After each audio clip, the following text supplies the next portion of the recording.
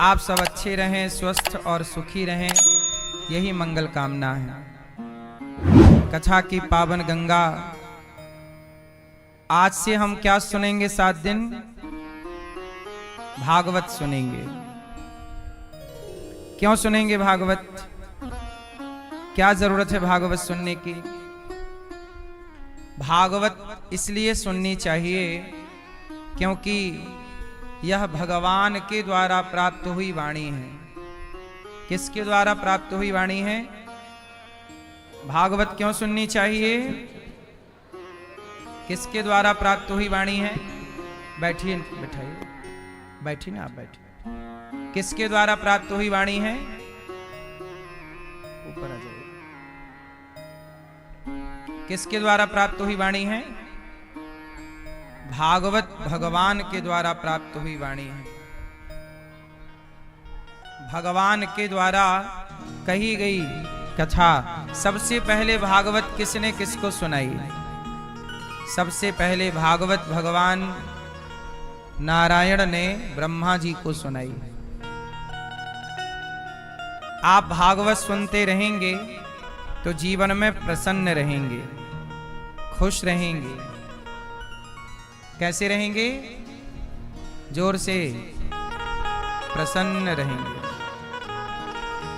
रोज आप इतना हंसिए कि आंखों से आंसू आ जाएं, और रोज इतना हंसिए कि पेट में, जोर से, पेट में हंसते हंसते दर्द होगा तो जीवन में कभी दर्द ही नहीं होगा।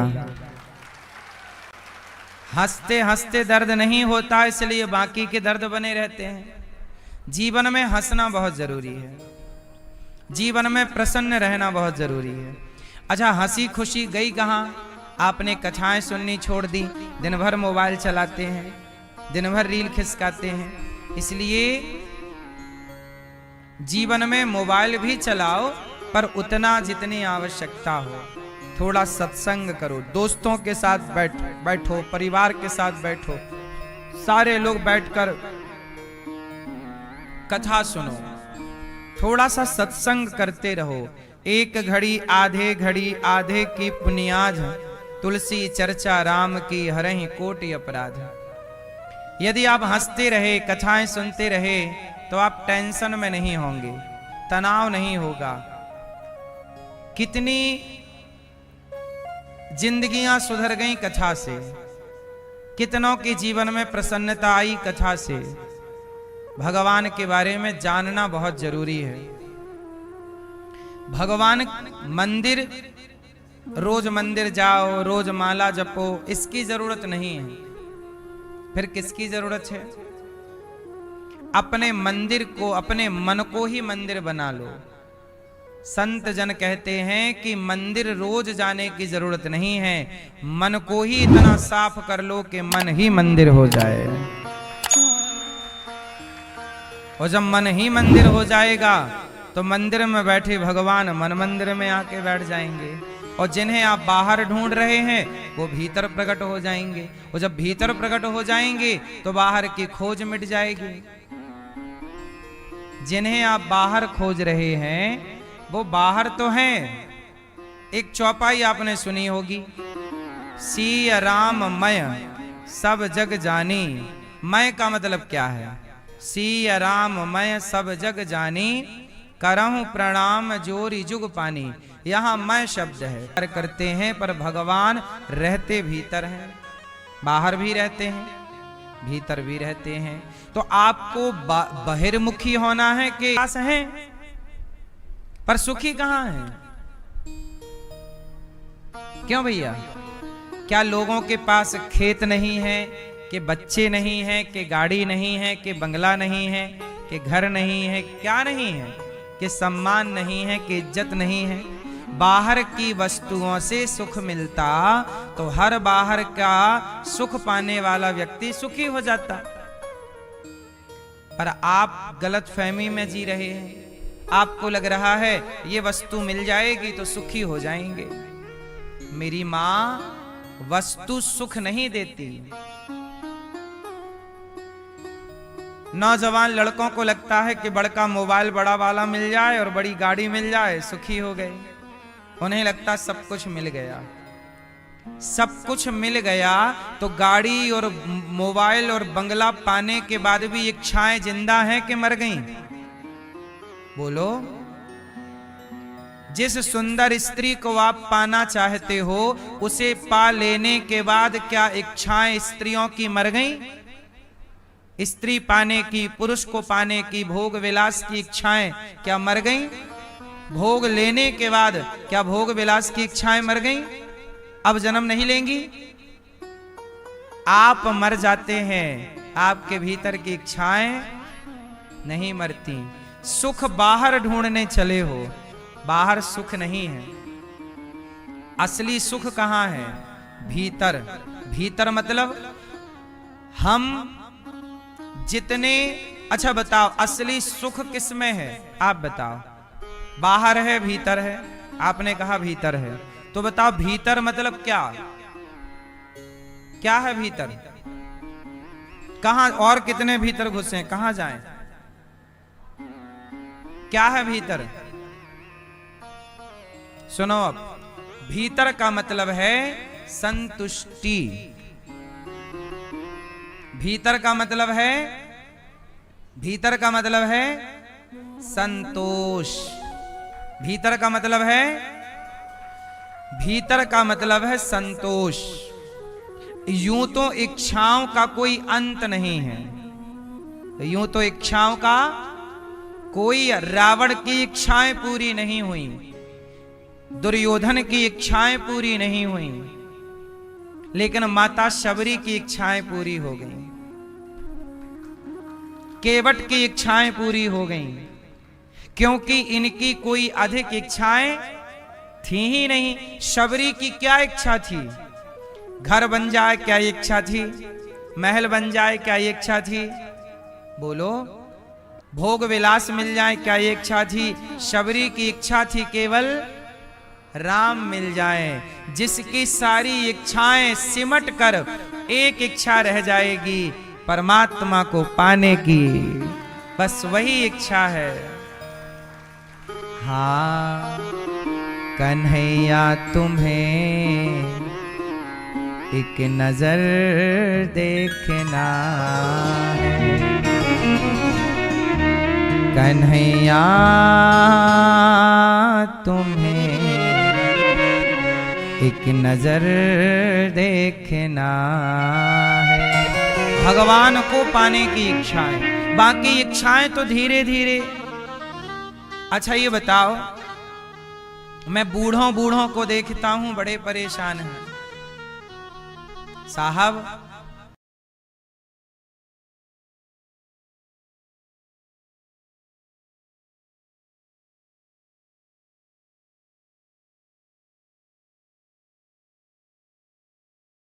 लग गया है, शरीर भी हैंग हो जाता है कभी कभी। बोलो हाँ। अब बताओ भैया, आपके शरीर में ताकत बढ़ रही है कि घट रही है? आप बताओ जोर से। घट रही है। आपकी ताकत बढ़ रही है। 20 साल 21 साल ताकत बढ़ती है, 22 साल के लड़के लड़की में ताकत बढ़ती है, 23 साल में ताकत और बढ़ती है, 24 साल में ताकत पीक पर होती है, चरम। शरीर की शक्ति 25 साल के लड़के में लड़की में खूब ताकत होती है, 26 साल 27 साल 28 साल 29 साल 30 साल के लड़के लड़की में खूब ताकत होती है, लेकिन 30 साल के बाद 35 साल तक स्थिर रहती है ताकत। 35 साल तक, 25 साल से लेकर 35 10 साल शक्ति बैलेंस रहती है, एक सी बढ़ते क्रम में आप कह सकते हैं। लेकिन 35 के बाद आप एक एक बूंद घटने लग जाते हैं। हाँ या ना? शरीर सदा एक सा नहीं रहता। क्यों मेरी मां? आप 35 के बाद 36 37 38 39 40 धीरे धीरे आप क्या होने लग गए? यदि आपका खान पान ठीक ठाक है तो फिर भी स्थिरता रहेगी, पर फिर भी वह स्थिरता एक एक पॉइंट घटती चलेगी। बोलो हाँ। इसके बाद 40 के बाद तो आप तेजी से गिरने लग जाते हैं नीचे। 50 के होने के बाद आपको थकान होने लग जाती, 40 में ही हो जाती है। धीरे धीरे अब पता ही नहीं चला और आप बुढ़ापे की ओर प्रवेश कर गए। इसलिए कहता हूं, जिंदगी जीने का तरीका क्या है? जितनी जरूरतें हैं उतनी पूरी कर लो। जरूरत और इच्छाएं दोनों में बड़ा अंतर है। इच्छाएं रावण की पूरी नहीं हुई। अच्छा, दुर्योधन की क्या इच्छा थी कि पांडवों का धन भी मुझे मिल जाए और पांडवों की पत्नी बहुत सुंदर है, द्रौपदी, ये भी मुझे मिल जानी चाहिए। तो द्रौपदी दूसरे की पत्नी मिल जाती और दूसरे का धन मिल जाता, बड़ा मजा आ जाता। जो व्यक्ति अपने धन में संतुष्ट नहीं है, दूसरों का धन पाना चाहता है, उसी का सर्वनाश होता है। यदि दुर्योधन अपने धन में संतुष्ट होता, अपनी पत्नी में संतुष्ट होता, तो उसके जीवन में संकट था ही कहां? संकट होता नहीं है। आपकी गलत इच्छाएं संकटों को निमंत्रण देकर बुला लेती हैं। जैसे रावण पर कोई संकट नहीं था। रावण ने सीता मां को चुरा के संकट को निमंत्रण देके बुला लिया, आओ संकट आओ। यदि रावण सीता को ना चुराता तो क्या संकट था उस पर, बताओ, उत्तर दो। इच्छाएं, रावण को किसने मार डाला? रावण की इच्छाओं ने। आपको कौन परेशान करता है? आपकी इच्छाएं। इसलिए कहते हैं, इन इच्छाओं को किनारे करिए और जिंदगी जरूरत के हिसाब से जिया करो। आपकी जरूरत क्या है? मेरी जरूरत क्या है? मेरी जरूरत है पेट भर भोजन, पेट भर पानी और 8 घंटे की 7 घंटे की नींद। बच्चे पढ़ जाएं, बच्चे संस्कारी हों, रहने को एक घर, चलने को एक गाड़ी, रोटी कपड़ा मकान, शिक्षा, यही सबकी नीड है, यही सबकी आवश्यकताएं हैं। रोटी कपड़ा मकान और शिक्षा, यही जरूरत है। इतना सबका पूरा हो रहा है, अब परेशान क्यों है? वो भी, उसका भी मिलना चाहिए मुझे, उसका भी मिलना चाहिए। इसलिए लोग परेशान हैं। इसलिए कहता हूं कि संसार में सबसे सुखी कौन है? जो संतुष्ट है। इसलिए जितना विधाता ने दिया है, मेहनत करते रहो, काम करते रहो। साइकिल दी है, साइकिल में खुश रहो। मोटरसाइकिल है, उसमें खुश रहो। 10 लाख की कार है, उसमें खुश रहो। तुम्हारी पत्नी गोरी है, काली है, खुश रहो। जैसी है प्रसन्न रहो। आप जब दूसरों का देख करके परेशान होते हैं तो अपने विनाश को निमंत्रण दे देते हैं। इसलिए दूसरों का सुख देख कर परेशान ना होइए। रावण दूसरे की पत्नी चुरा के ले आया, दुर्योधन पांडवों का धन हड़प लिया, महाभारत हुआ। कोई रोने वाला नहीं बचा। बात समझ में आई कि नहीं? तो सबसे बड़ा धन क्या है? राम के जीवन में कितना बड़ा संतोष है। अब बताओ, राम राजा बनने वाले थे, लेकिन राम को भेज दिया गया वनवास, और राम जी वनवास गए तो क्या राम जी वनवास में रोते रहे कि मेरे पिता ने वनवास दे दिया, मुझे तो राजा बनना था, वनवास भेज दिया? क्या राम रोए? उत्तर दो मेरी मां। क्यों नहीं रोए? क्योंकि राम जी राजा बनते उसमें भी संतुष्ट थे और नहीं बने उसमें भी संतुष्ट हैं। भगवान मुझे जो बना दें मैं उसमें संतुष्ट हूं, यही जीवन का सुख है। राजा बनाओ या रंक बनाओ, मर्जी आपकी। बोलो सुई चलनी, आटा चालने की। एक दिन चलनी बोली, सुई वैसे तो तुम बहुत अच्छी हो, पर तुम में एक कमी है। क्या? तुम्हारे पीछे एक छेद है, वो हमें दिख रहा है। चलनी बोल रही है सुई को कि तेरे भीतर जोर से एक छेद है, तेरे अंदर एक बुराई है, एक कमी है। ये कौन कह रहा है? चलनी वो चलनी जिसमें स्वयं में हजारों छेद हैं, सैकड़ों छेद हैं। जिसके अंदर छेद है वही दूसरों के छेद को, मतलब जिसके अंदर बुराई है वही दूसरों की बुराई देखेगा। जिसके अंदर बुराई ही नहीं है वो दूसरों की बुराई क्यों देखेगा। हम दूसरों की अच्छाई क्यों ना देखें, हम आपकी अच्छाई देखें, हम आपकी अच्छाई देखें। क्यों? इसलिए जीवन का मूल ज्ञान क्या है? संतोष। तो आज का पाठ ये सीखना है आपको कि आज से हमें जो प्राप्त है वो पर्याप्त है। जो बोलो, जो प्राप्त है पर्याप्त है। ईश्वर ने जो दिया है बहुत है। अच्छा ये बताओ, आपको भगवान ने ज्यादा दिया है कि आपके पड़ोसियों को? बोलो, सच बताओ, आपको ज्यादा दिया है ईश्वर ने कि आपके पड़ोसियों को? हैं? जोर से। आपको? आपके मोहल्ले में अगल बगल ऐसे भी लोग हैं कि जिनके पास आपके जितना भी नहीं है। आपके मोहल्ले अड़ोस पड़ोस में ऐसे भी लोग हैं भैया कि उनके पास उतना नहीं है जितना आपके पास है। इसका मतलब है औरों से आप बहुत अच्छे हैं, फिर भी आपकी शिकायतें हैं, ये नहीं वो नहीं। अरे शिकायतें बहुत हो सकती हैं, पर शिकायतों से व्यक्ति तनाव भरी होगी, शिकायतों से जिंदगी तनाव और चिंता और डिप्रेशन से भरी होगी। और जितना है उसमें प्रसन्न रहो। क्या परेशान होते हैं लोग?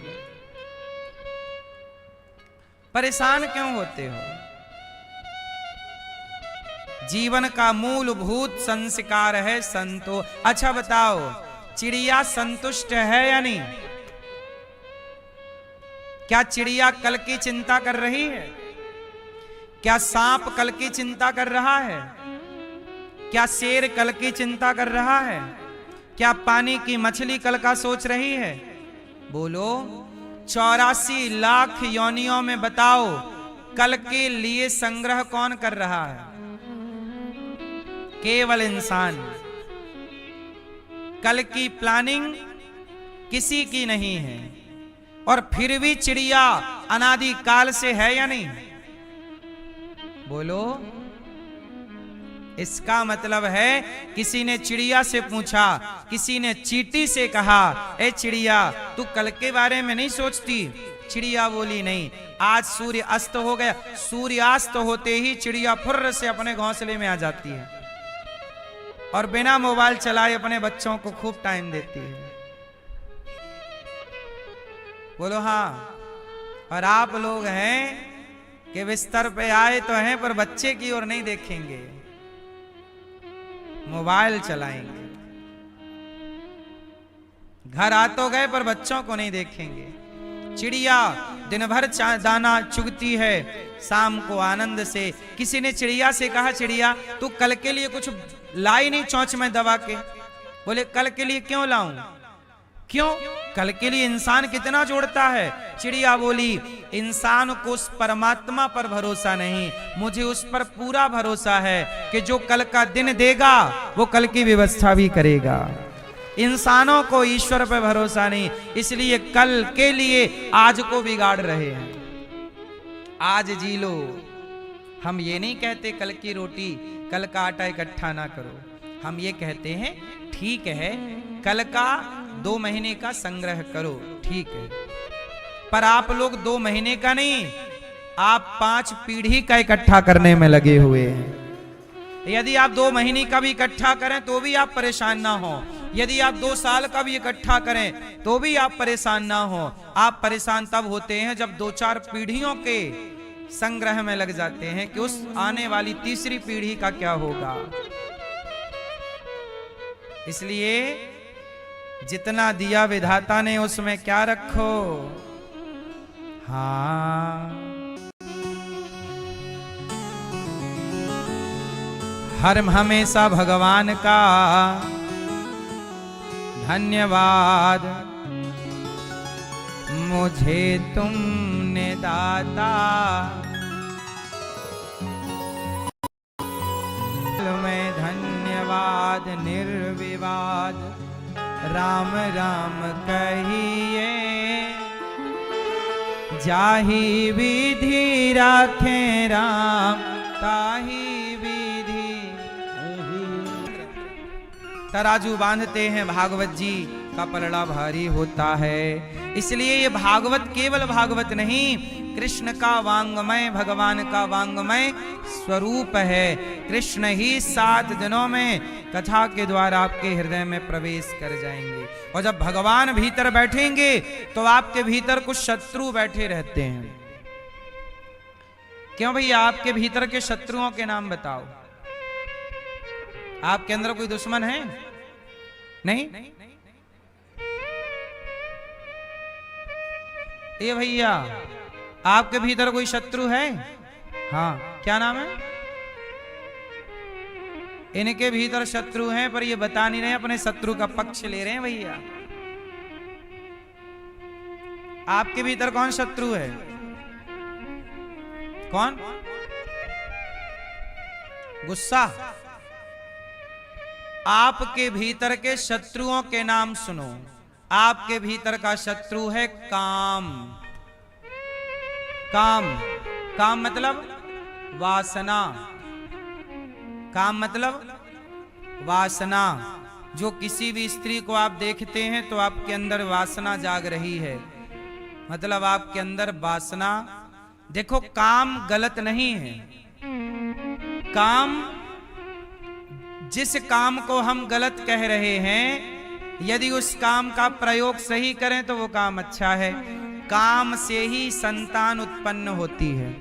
पति और पत्नी दोनों साथ में रहें और अपने काम का प्रयोग केवल पति पत्नी अच्छी योग्य संतान को पाने के लिए श्रेष्ठ विचारों के साथ काम का प्रयोग किया जाए तो काम बुरा नहीं है। पर काम तब बुरा होता है जब आप शीला की जवानी देखते हैं।